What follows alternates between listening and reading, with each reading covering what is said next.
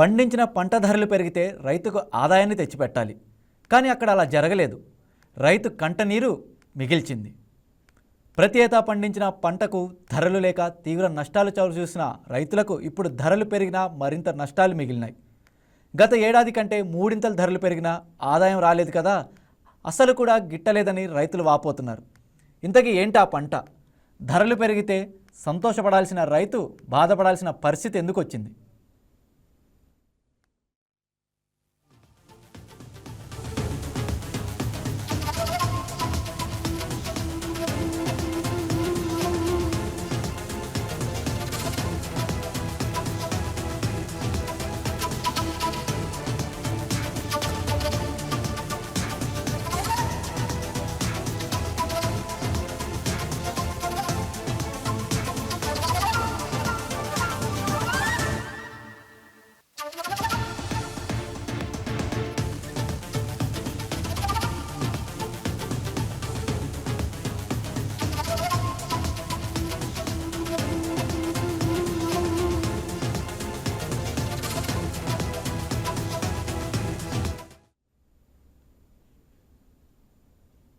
తమలపాకు అంటే భోజనం తర్వాత నోట్లో వేసుకునే కిల్లి మాత్రమే కాదు, పండుగలు, పర్వదినాలు, శుభకార్యాలకు తమలపాకు పళ్ళెంలో తప్పకుండా ఉండాల్సిందే. ఆలయాల్లో అయినా మరి ఎక్కడైనా జరిగే పూజా కార్యక్రమాల్లోనూ తమలపాకులు ఖచ్చితంగా ఉంటాయి. అన్ని విధాలుగా వినియోగంలో ఉండే తమలపాకు సాగు చేసే రైతుకు మాత్రం ప్రత్యేక నష్టాలే మిగులుతున్నాయి. మన రాష్ట్రంలో సాగుతున్న వాణిజ్య పంటల్లో తమలపాకు కూడా ఒకటి. ఏపీ నెల్లూరు జిల్లాతో పాటు పలు జిల్లాల్లో తమలపాకు విస్తారంగా సాగు చేస్తుంటారు. మిగిలిన పంటలతో పోల్చితే తక్కువ నీటితోనే సాగు చేయడం, పెట్టుబడులు కూడా తక్కువగా ఉండడం వల్ల దశాబ్దాల నుంచి నెల్లూరు జిల్లాలో రైతులు తమలపాకు సాగును ఎక్కువగా చేస్తున్నారు. కానీ గత కొన్ని సంవత్సరాలుగా తమలపాకు పంటకు గిట్టుబాటు ధర లేక పెట్టిన పెట్టుబడులు కూడా రాక తీవ్రంగా నష్టపోతూ వస్తున్నారు మన రైతులు.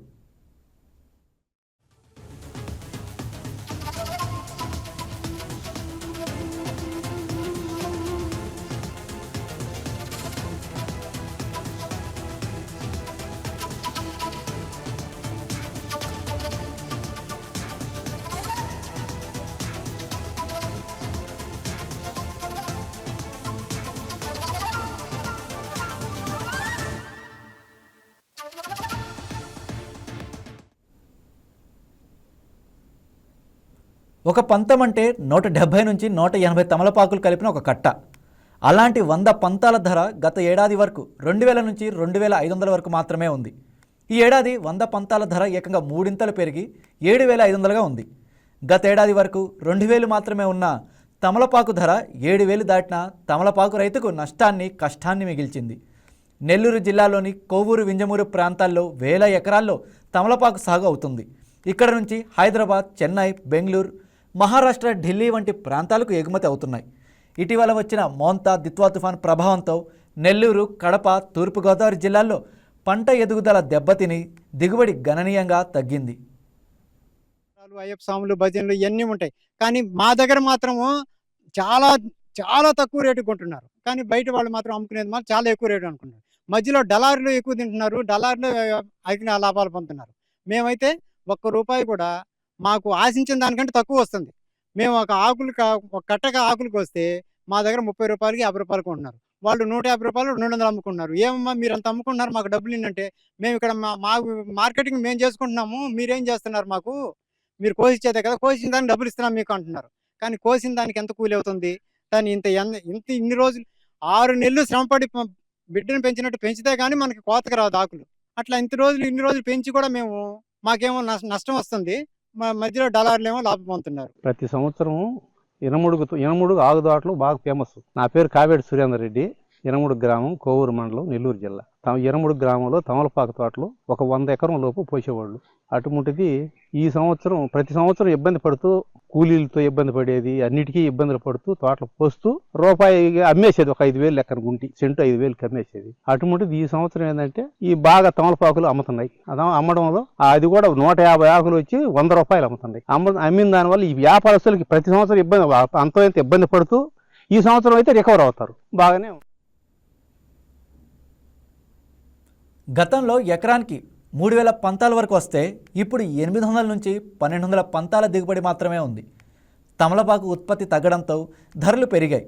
కానీ దిగుబడి లేకపోవడంతో ఆదాయం రావాల్సిన సమయంలో రైతుకు తీవ్ర కష్టాన్ని మిగిల్చాయి.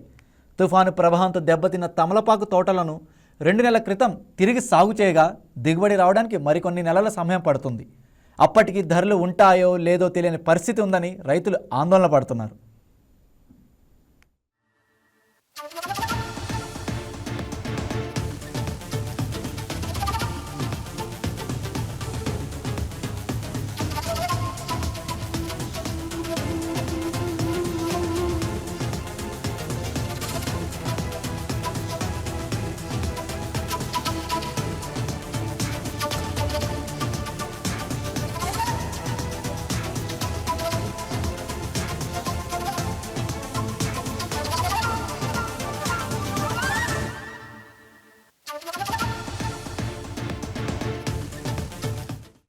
Please subscribe to YK TV Network. Please subscribe to YK TV. Please watch YK News.